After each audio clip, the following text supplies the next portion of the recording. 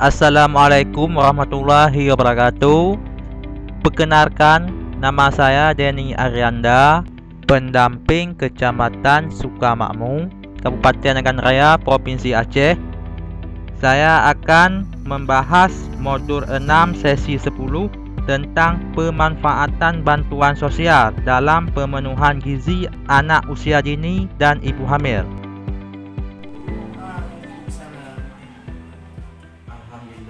Alhamdulillahirrahmanirrahim. Wassalatu wassalamu ala asrofil anbiya'i wal mursalin wa ala alihi washabihi ajma'in. Pertama-tama marilah kita panjatkan kehadirat Allah Subhanahu wa taala yang telah memberikan kita kesempatan, kesehatan sehingga kita dapat berkumpul di rumah Ibu Nur Azmi ya.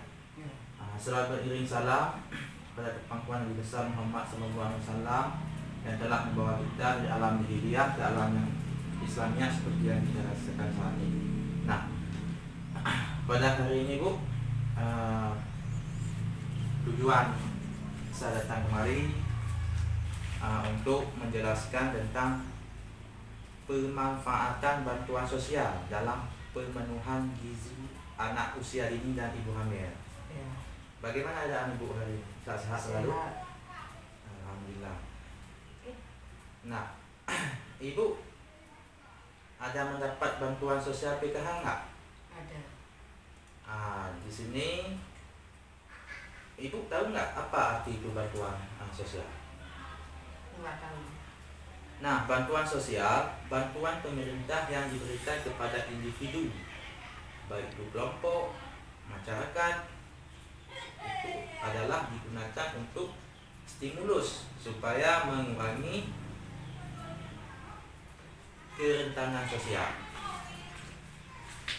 Kemudian jenis bantuan sosial apa Bu? Jenis bantuan sosial menurut pendapat Ibu?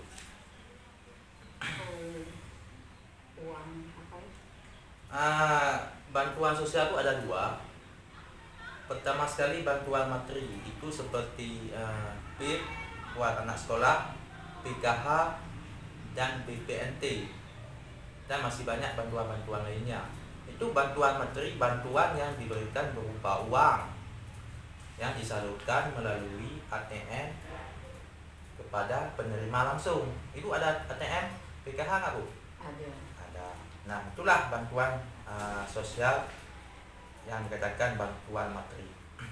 Kemudian ada bantuan non materi.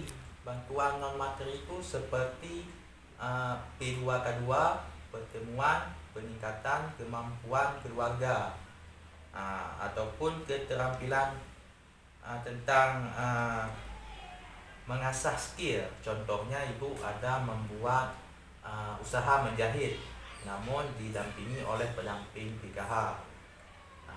Itulah yang dikatakan dengan bantuan non materi. Artinya tujuan ataupun manfaat bantuan materi dan bantuan non materi itu adalah untuk meningkatkan taraf KPM PKH ke arah yang lebih baik. Kemudian Bu, Ibu bisa menjelaskan nggak apa itu manfaat salah satu dari bantuan sosial, manfaatnya Bu? Untuk melancarkan anak sekolah. Nah, di sini kalau untuk manfaat bantuan sosial yang pertama sekali meningkatkan ketahanan pangan KPM. Artinya ibu-ibu di sini bisa untuk membelanjakan kebutuhan, contohnya ibu hamil, anak balita dan keluarga. Itu dengan tercukupnya ketahanan pangan, maka keluarga ibu ini bebas terhadap stunting, seperti tujuan yang saya katakan tadi di atas, bahwa pemanfaatan bantuan sosial dalam pemenuhan gizi anak usia dini dan ibu hamil untuk pencegahan dan penanganan stunting. Ya. Kemudian meningkatkan pertumbuhan ekonomi daerah, terutama usaha mikro dan kecil di bidang perdagangan. Contohnya Ibu ada usaha seperti saya katakan tadi mengenai menjahit, kemudian ada bantuan sosial untuk menstimulus, artinya untuk mendongkrak usaha ibu supaya usaha kedepannya dapat berjalan secara lancar. Kemudian mencegah stunting. Nah, dengan pemenuhan gizi 100 hari pertama kehidupan, misalnya ibu yang belum melahirkan, dengan adanya bantuan sosial ini kan istilahnya memenuhi untuk kebutuhan gizi si bayi tersebut. Kemudian Bu, selanjutnya ibu-ibu kan di sini ada namanya bantuan BPNT. Jadi kan dapat sembako. Ibu tahu nggak apa kandungan gizi dalam jenis makanan yang ibu dapatkan? Contohnya beras, lauk pauk, daging, buah-buahan. Ya, bisa menjelaskan Bu?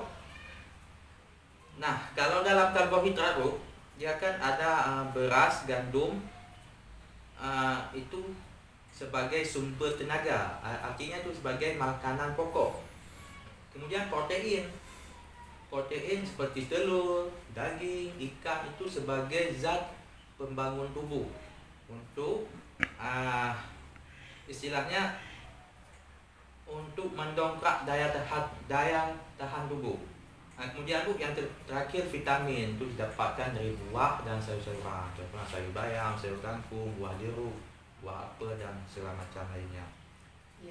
Kemudian bahan makanan yang ibu dapatkan di sekitar rumahnya seperti apa Bu? Bahan makanannya apa jenisnya? Sayur. Ya, itu pada singkong, bayam yang mudah didapatkan di sekitar rumah. Juga kalau singkong itu kan kegunaannya sebagai zat besi, artinya bagi ibu hamil supaya tidak ada kekurangan darah.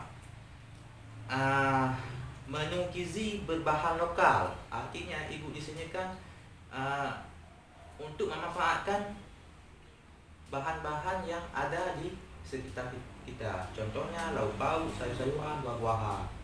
Bila ibu misalnya ingin membelanja makanan kaleng, ibu lihat labelnya, memang tidak ada ditulis tentang kadaluarsa. Paham Bu?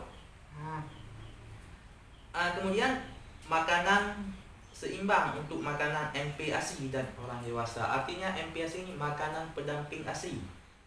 Seperti saya katakan tadi, gunakan pangan lokal, lauk pauk, sayur-sayuran, buah-buahan. Gunakan makanan beragam, arti beragam tidak satu jenis makanan Bu. Contohnya ada sayur, ada buah-buahan, artinya seimbang gizinya. Dan tetap gunakan cara memasak cepat namun matang, benar-benar matang.